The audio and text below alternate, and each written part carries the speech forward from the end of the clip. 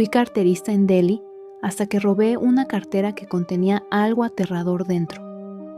Mi padre me puso el nombre de Araf para que tuviera una ventaja competitiva en la vida. Quería que apareciera en los primeros lugares de los registros de clases y de las bases de datos del gobierno. Quería que me tuvieran en cuenta, lo que daría por no volver a ser notado nunca más. De todos modos, soy consciente de que muchos padres indios eligen nombres con A para sus hijos. Pero la cuestión es que mis padres querían lo mejor para mí. La vida nunca sale según lo planeado, ¿verdad? Mamá y papá murieron en un accidente de coche, cuando yo tenía 6 años. Eso habría sido bastante terrible, pero luego me encontré viviendo en la calle, en lugar de en un orfanato. Papá me decía a menudo que tenía a Lakshmi, la diosa de la riqueza y la fortuna, de mi lado. Por desgracia, fue a Lakshmi, la diosa de la desgracia, quien puso sus ojos en mí, o tal vez un Rakshasa, un demonio. Eso solía decirme a mí mismo. Es mejor el diablo que conoces. En realidad, no sé qué vi en ese barrio marginal de Nueva Delhi, y lo desconocido me aterroriza más que cualquier pesadilla detallada en los textos religiosos. Tras la muerte de mis padres, busqué una vía de escape en la mitología hindú. Robaba libros religiosos de las bibliotecas locales para sentir algún tipo de conexión con mamá y papá, que siempre habían sido devotos seguidores de la fe. Necesitaba escapar no solo del dolor, sino también de la vida en la calle. Pasé 3 años viviendo con carteristas entre los 6 y los 12 años. Me ayudaron a sobrevivir cuando no tenía nada ni a nadie. Ahora parece que eso fue hace siglos. Soy un desarrollador de software de 29 años que trabaja en París. A menudo me pregunto si me habría quedado en la India si no hubiera vivido una experiencia horrible. Algo que me motivó a hacer todo lo posible para alejarme de los barrios marginales, de la ciudad, del país y, por supuesto, del continente.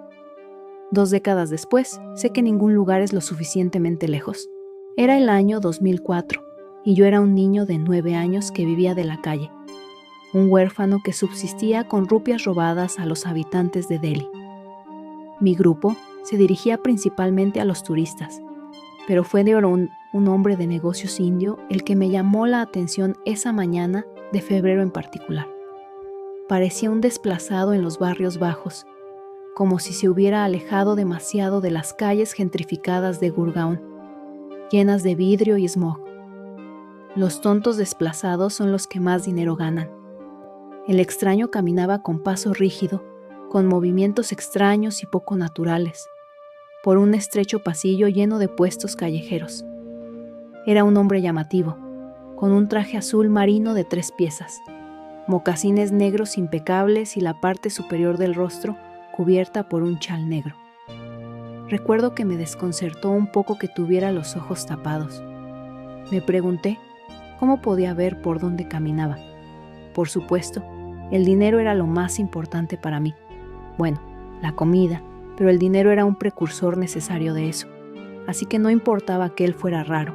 Lo único que importaba era que era importante. Y eso lo sabía sin lugar a dudas, ya que había pasado 3 años perfeccionando el arte de fijarme en los hombres importantes. Por supuesto, ojalá no me hubiera dado cuenta. Ojalá no hubiera robado la billetera de cuero del bolsillo lateral de sus pantalones. Y ojalá no lo hubiera visto. En una de las ranuras de la billetera, debajo de un buen fajo de billetes verdes, había una Polaroid. En circunstancias normales me habría embolsado la mitad del dinero y luego habría devuelto la billetera al bolsillo de la víctima. Siempre es mejor quedarse con las rupias. La gente adinerada suele perder la cuenta de cuántos billetes lleva consigo, por lo que no se les escapan unos cuantos cientos de rupias. Siguiendo esta línea de razonamiento, mis amigos y yo rara vez despertamos sospechas. Debería haberme ceñido al plan. Debería haber cogido el dinero, haber devuelto la cartera y haber huido. Pero algo en el borde blanco de esa Polaroid, manchado de marrón pero que sobresalía tentadoramente de la funda de cuero, me intrigó. Y tomé la decisión de dejar que mi rutina, tan bien afinada, quedara en el olvido. Dejé que el hombre de negocios comenzara a alejarse, rompí todas las reglas, y después de liberar la fotografía, gemí. y casi dejé caer la billetera y la Polaroid. Era una foto mía, una fotografía que no recuerdo que nadie haya tomado, una foto de un lugar que nunca había visitado. Allí estaba yo, un chico con una camiseta azul hecha jirones, pantalones manchados de marrón y pies descalzos. Estaba un poco manchado, como si alguien más alto hubiera estado en mi lugar antes. Y estaba de pie en un dormitorio húmedo con paredes llenas de moho y literas superiores pegadas a las dos paredes. El flash de la cámara debería haber iluminado todo el espacio, dado que era una habitación tan pequeña. La habitación no debería, y no podía, haber sido un espacio grande. Sin embargo, parecía insondablemente grande, demasiado grande para que la luz alcanzara la oscuridad más allá de las literas. Parecía asustado. Mi cabeza estaba empezando a girar y mis pupilas marrones se movían lentamente por el blanco de mis ojos, como si se atrevieran a mirar hacia atrás, como si hubiera visto u oído algo en ese rincón oscuro de la habitación. Temblé, apretando con miedo la Polaroid en una mano y la billetera en la otra. Mi instinto me hizo mirar al hombre al que había robado, aunque esperaba que se hubiera ido del lugar. No lo había hecho. De pie, inmóvil, al final del camino de tierra que tenía delante, como una roca que soportaba el embate de la marea de empobrecidos clientes del mercado, estaba aquel rico hombre de negocios vestido de azul marino. Estaba de espaldas a mí, y eso me inquietó profundamente, más que la imposible Polaroid que había descubierto. Había algo extraño en la forma en que aquel hombre se había detenido en medio del camino. Luego empezó a girar.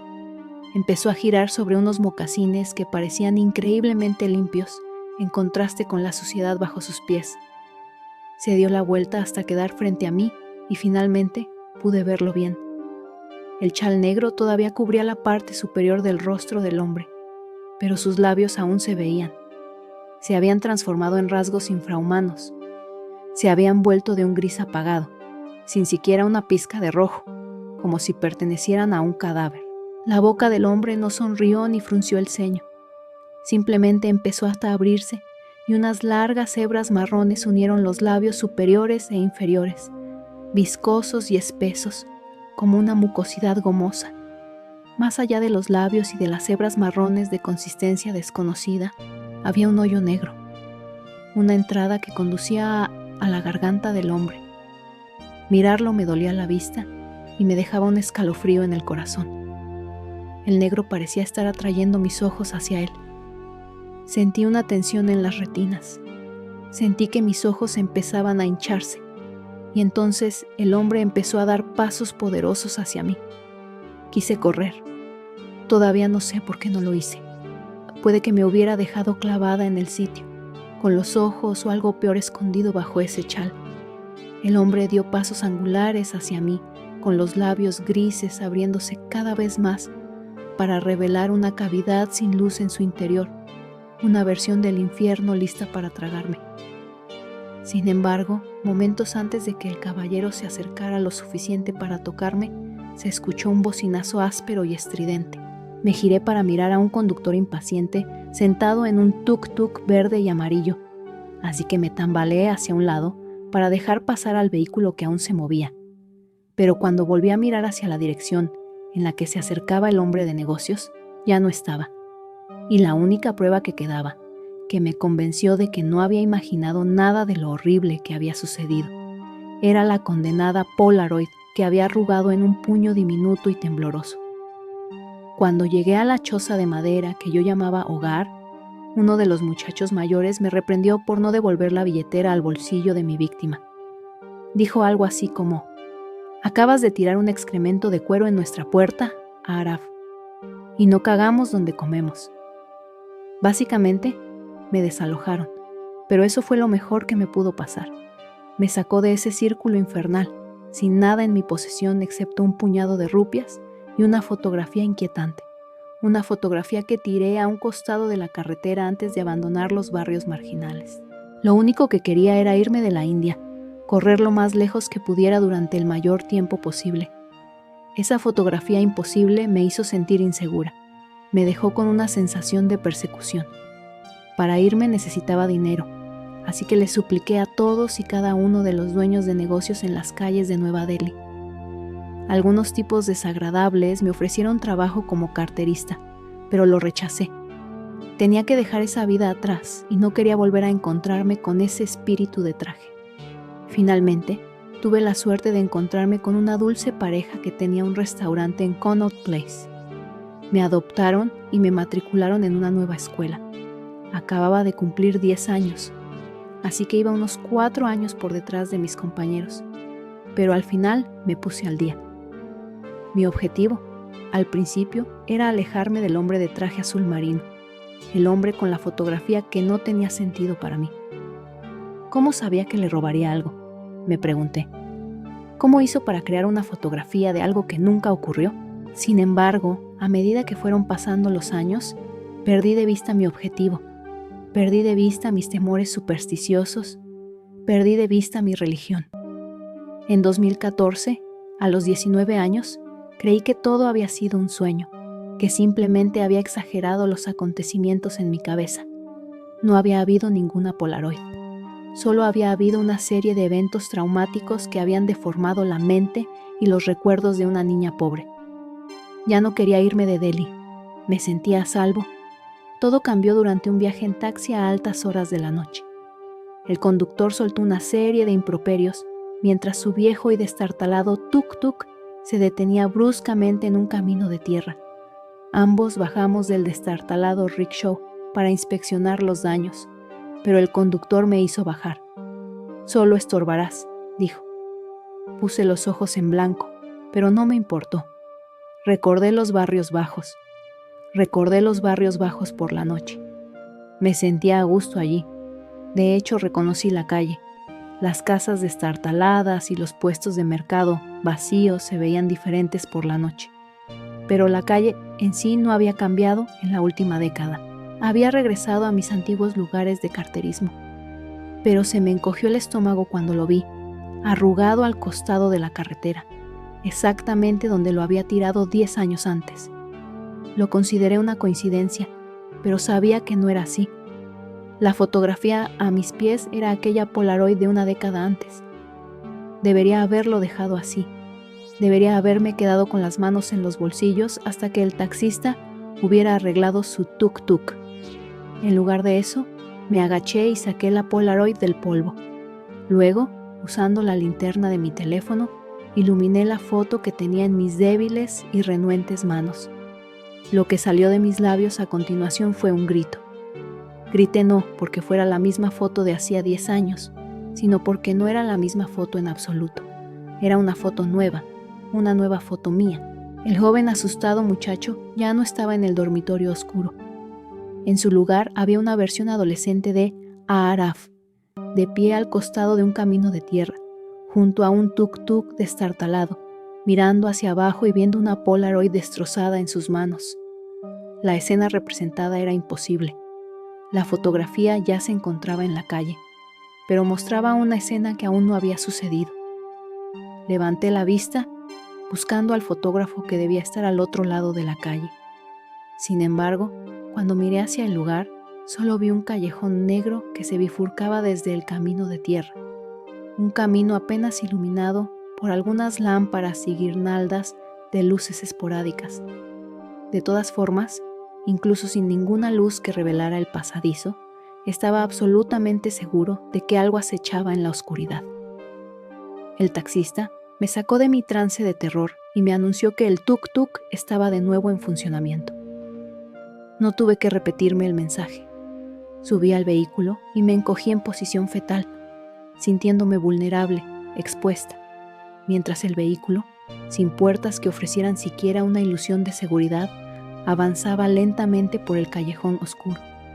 Estaba a solo un pie del lugar en el que debía de estar el fotógrafo y sentí una ráfaga de viento que me envolvió mientras pasábamos.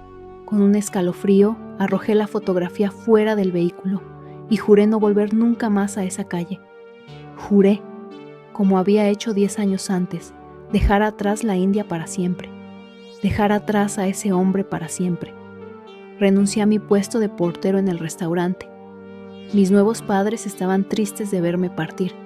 pero comprendían que necesitaba algo mejor, aunque no sabían toda la historia. Encontré una vacante en una línea de cruceros y mi experiencia en el sector hotelero me ayudó a conseguir el puesto. En el mar estaré a salvo, creí ingenuamente. Parece una tontería, al mirar atrás. Es una tontería creer que ese hombre, con su poder de premonición, no podría encontrarme. Yo había abandonado la India y eso, a mis ojos, equivalía a la seguridad. Nunca volvería a esa calle de Delhi, por lo que nunca volvería a mi trauma. Todo parecía lógico. Pero cuando me asignaron limpiar la habitación 11 en el tercer nivel, comencé a sospechar que me había equivocado. Mientras caminaba por el pasillo de habitaciones, sentí el roce del aire en la nuca, una suave brisa que me erizó el pelo, aunque decidí ignorar esa señal de advertencia. No quería creerlo.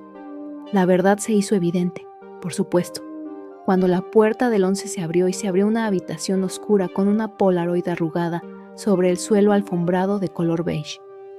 Sentí un vuelco en el estómago. Por un momento, pensé que el barco en sí podría estar hundiéndose en las profundidades del océano, en las profundidades del infierno, en una pesadilla que me había estado esperando durante una década. Reconocí esa habitación. Reconocí las literas adheridas a las paredes. Reconocí la oscuridad, que no penetraba la luz de la linterna de mi teléfono, que parecía albergar algo oculto en el fondo del dormitorio. Una vez más, cometí el error de agacharme y recoger esa fotografía. Me resigné, en cierto modo, al hecho de que estaba atrapado, a que nunca podría escapar de esa monstruosidad acechante. Y entonces tropecé hacia atrás mientras me enfrentaba a una imagen algo familiar. Era la primera foto que había encontrado en la cartera, solo que ese niño ya no era tan pequeño.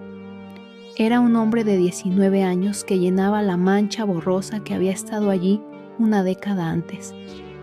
Yo tenía la misma expresión de angustia en mi rostro. Tenía esos mismos ojos de ciervo deslumbrado. Era como siempre había temido. El hombre se burlaba de mí con profecías.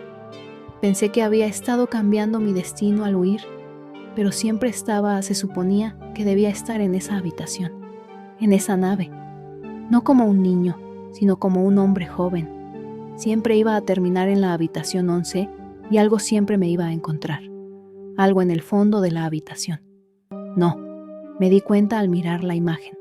Había algo en la puerta tomando la fotografía. También me di cuenta, en ese momento, de que la brisa que había sentido en mi cuello no era ninguna brisa. Había sido una exhalación de aire. Aliento cálido, rancio y húmedo, más líquido que gaseoso.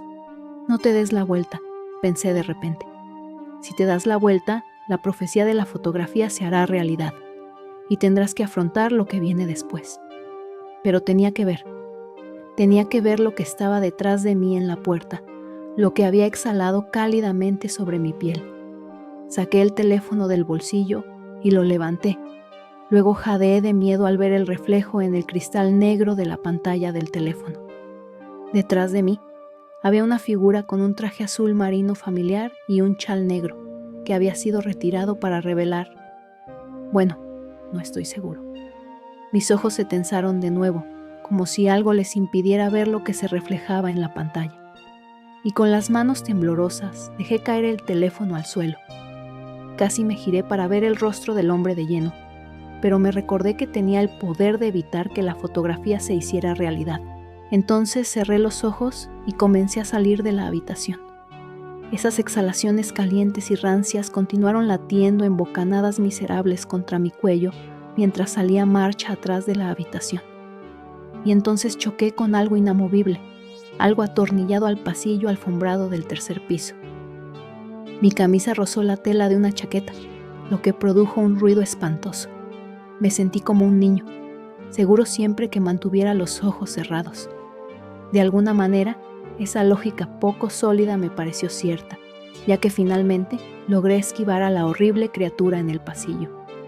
Corrí a ciegas por el pasillo, chocando contra las paredes a medida que avanzaba, y solo cuando llegué al final me atreví a abrir los ojos, simplemente para encontrar el botón del ascensor. Después de esa experiencia, decidí volver a tierra.